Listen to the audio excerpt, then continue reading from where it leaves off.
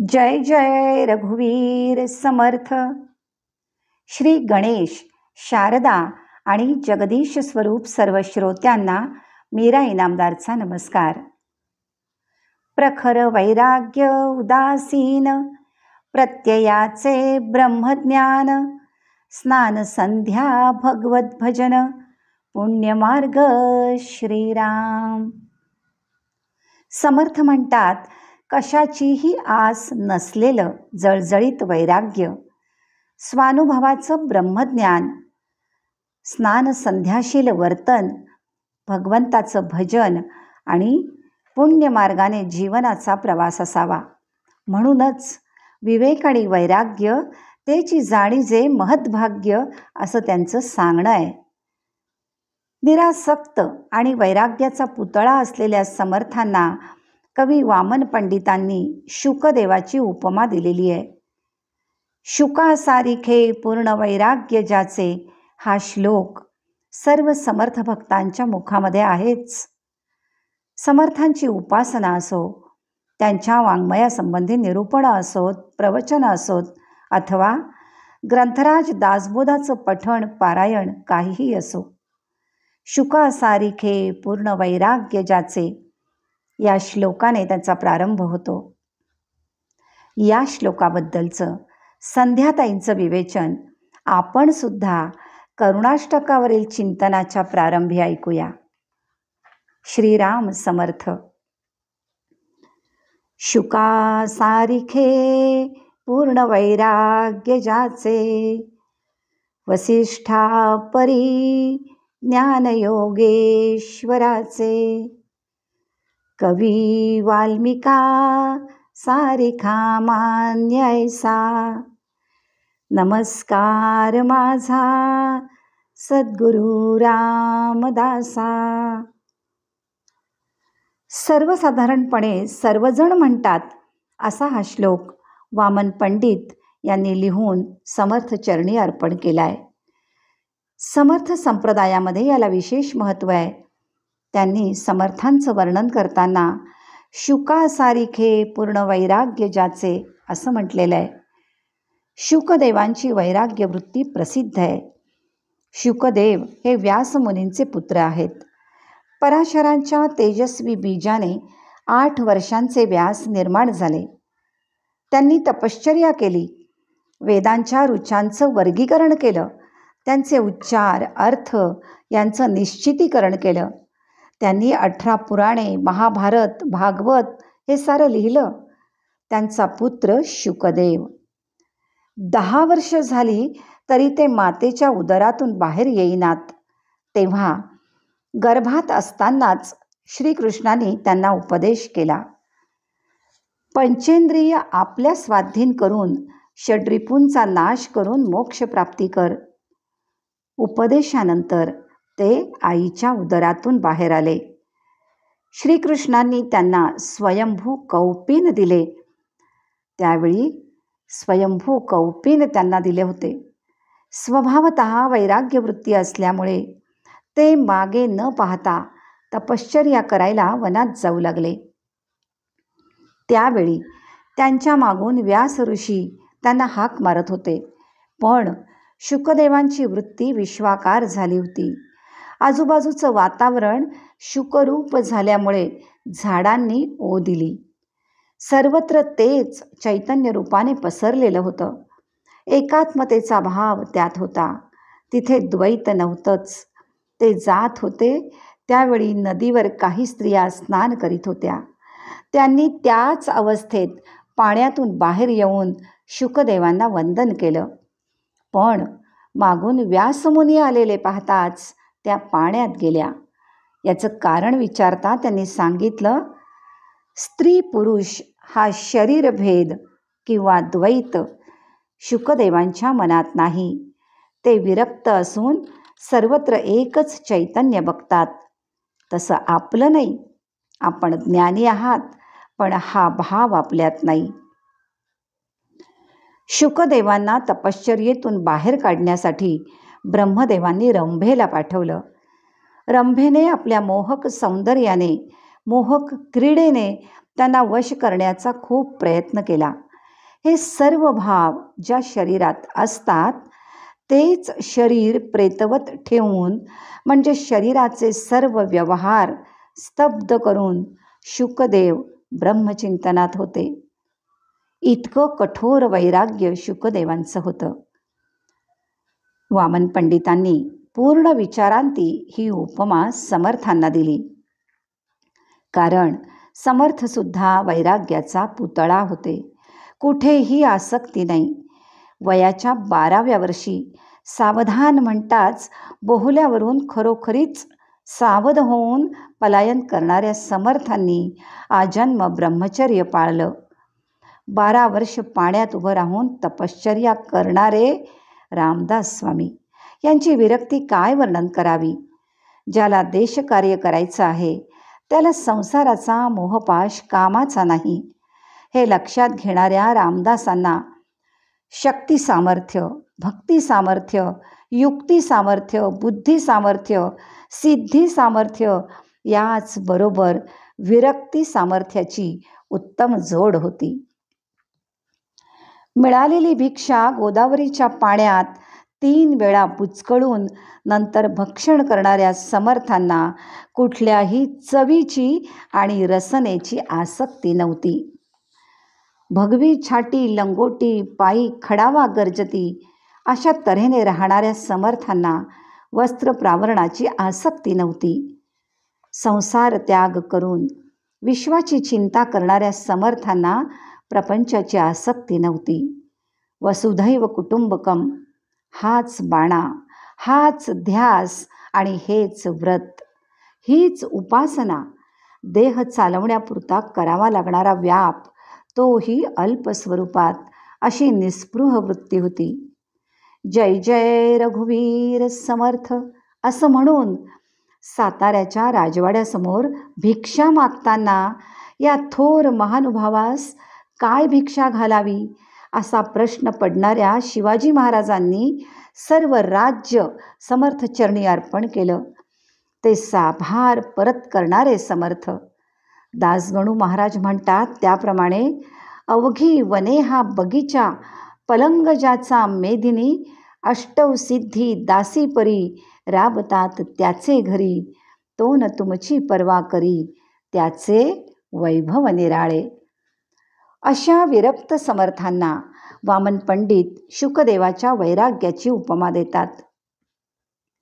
समर्थांच्या दासबोधात सुद्धा विवेक आणि वैराग्य या 2 शब्दांचा जास्तीत जास्त वेळा उच्चार आहे. वसिष्ठा परी ज्ञानयोगेश्वराचे. वसिष्ठ ऋषी श्रीरामाचे कुलगुरू होते आणि श्रीराम समर्थांचे सद्गुरू म्हणजे वसिष्ठ ऋषी हे समर्थांचे आजे गुरु झाले. त्यांच्या ज्ञानाची उपमा समर्थांना दिलेली आहे. गुरुकुलात शिक्षण घेतल्यानंतर श्रीरामांनी तीर्थाटन केलं, भ्रमण केलं. वेगवेगळ्या ठिकाणी वेगवेगळे अनुभव घेतल्यानंतर श्रीरामांना विरक्ती आली. खरं तर श्रीराम हे परब्रह्मस्वरूप, तरीही ही सर्व मोहमाया आहे. आपण समाधीचा आनंद घेऊन परब्रह्माशी एकरूप व्हावं असं त्यांना वाटू लागलं. जेवणखाण, राजोपभोग, वैभव सगळं नकोसं होऊन विरक्ती विचार श्रीरामांच्या मनात येऊ लागले. तर राक्षस संहार, रावणवध वगैरे ज्या कार्यासाठी अवतार धारण केलेला आहे त्याचं काय, ही चिंता वसिष्ठ ऋषींना लागली. त्यावेळी त्यांनी रामाला उपदेश केला आणि तो म्हणजेच योग वासिष्ठ. एका अवताराला उपदेश करून कार्यप्रवण करण्याचं सामर्थ्य वसिष्ठ ऋषींमध्ये होतं. तसंच अतींद्रिय ज्ञानाच्या बाबतीत इदम इत्यम एव असं ठासून सांगणारी व्यक्ती म्हणजे वसिष्ठ. समर्थांच्या ज्ञानाचा विचार करता ही उपमासुद्धा परिपूर्ण आहे. महंतांना आचारसंहिता सांगून, सेवकांना सेवक धर्म सांगून, राजाला राजधर्म सांगून कार्यप्रवण करण्याची शक्ती समर्थांमध्ये होती. त्यांना अनेक विद्या अवगत होत्या. पदभ्रमण करताना आपल्या शिष्यांना ते झाडं, वेली, पानं, फुलं यांची माहिती देत. कोणती औषधी, कोणती विषारी, कोणत्या पानांचा काय उपयोग, कोणत्या मुळ्या उपयोगी याची माहिती ते शिष्यांना देत. समर्थांना आयुर्वेदाचं ज्ञान असावं. बांधकाम करताना विटांची लांबी, रुंदी किती असावी, बांधकाम कसं असावं ही माहितीही त्यांना होती. त्यांच्या व्यवस्थापनाबद्दल आजही ऑफिसेसमधून शिकवलं जातं. त्यांना मॅनेजमेंट गुरु असं म्हणतात. व्यवस्थापनाचं ज्ञान, संघटनाचं ज्ञान, राजकारणाचं ज्ञान, चातुर्याचं ज्ञान, अष्टसिद्धींचं ज्ञान, 14 विद्या, 64 कलांचं ज्ञान, हे सगळं असूनसुद्धा हे ज्ञान नव्हे असं म्हणून फक्त आत्मज्ञानाला ज्ञान म्हणणारे समर्थ. प्रत्येक गोष्ट स्वानुभवाधिष्ठित ज्ञानाचं भांडार आणि ज्ञानी पुरुषाची परिपक्वता म्हणजे समर्थ. म्हणूनच वसिष्ठा परी ज्ञान योगेश्वराचे. कवी वाल्मिका सारिखा मान्य ऐसा. अज्ञ पातकी वाल्या कोळ्याची गोष्ट आपल्याला सर्वांना माहिती आहेच. जंगलातून जाणाऱ्या येणाऱ्या माणसांची लूटमार करणारा वाल्याकोळी. जेव्हा त्याची पापं सरली आणि पुण्य प्रारब्ध समोर आलं तेव्हा नारदाचं दर्शन झालं. तुझ्या पापात घरातील कोण कोण वाटेकरी, भागीदार असे व्हायला तयार आहेत असं विचारणारे नारद महर्षी त्यांना शरण गेल्यावर राम राम शब्दाऐवजी मरा मरा अशा ओळखीच्या शब्दाने जप करणारा वाल्याकोळी. खरं तर ज्याला मरा म्हणता येतं त्याला राम का नाही म्हणता येणार. पण गोष्टीतून हे सूचित करायचं आहे की कितीही पाप झालेलं असलं तरी भगवंताला अनन्य शरण जाणाऱ्या व्यक्तीला भगवंत जवळ करतो.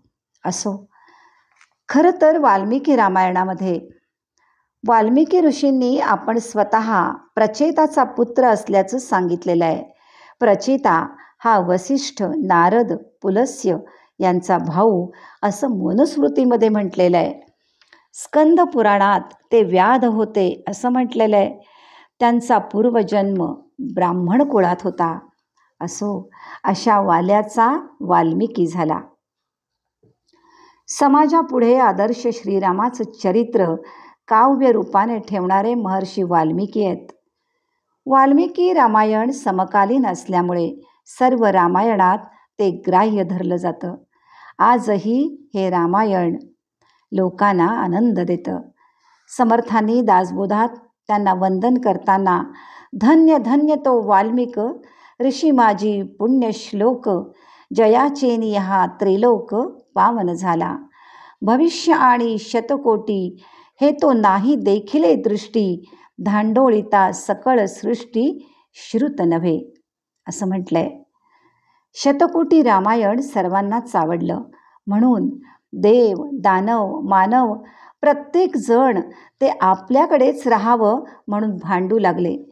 शेवटी महादेवांनी त्याची विभागणी करून राम हा शब्द आपल्याकडेच ठेवला. हे कथानक प्रसिद्ध आहे. रामच काढून घेतला तर काय उरलं. वाल्मिकी रामायणातील काव्याची लक्षणं आधार धरून काव्याच्या व्याख्या तयार केल्या गेल्या.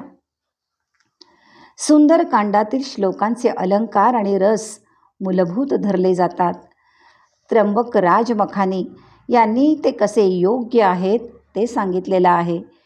विभीषणाने श्रीलंकेला झालेले अपशकुन सांगितलेले आहेत. तर राम अयोध्येहून निघाला तेव्हा 9 ग्रह एकत्र आले होते. लंका युद्धाची निश्चिती त्याच वेळी झाली होती. रावणवधाच्या वेळीची ग्रहस्थिती वर्णन केलेली आहे. ज्योतिषशास्त्र, आयुर्वेदशास्त्र, युद्धकांडातील संजीवनी बुटी, हनुमानाचं संभाषणशास्त्र, रावण मेघनाद यांच्यातील तंत्रविद्येचं वर्णन यात आहे. हा धर्मग्रंथ आहेच. विश्वामित्र, भगीरथ, भृगू यांच्या कथेतून तपश्चर्या सांगितली आहे. अशा काव्यग्रंथांचं लेखन करणाऱ्या वाल्मिकांसारखे समर्थ कवी होते. समर्थांचे मनाचे श्लोक जे मनोबोध करतात त्यात मोजक्या शब्दात नेमका अर्थ सांगितलेला असून त्याची भाषा सोपी आहे. त्यात गेयता, ताल आणि ठेका आहे. त्याला विनोबाजी मनोपनिषद असं म्हणतात. रोजच्या जीवनात कसं वागावं, कसं जगावं हे सांगतानाच जगता जगता मनाच्या साह्याने कसं मनातीत व्हावं हेही त्यात सांगितलेलं आहे. त्यांच्या करुणाष्टकातील कोमल, उत्कट आणि करुण भाव हृदय हेलावणारा आहे.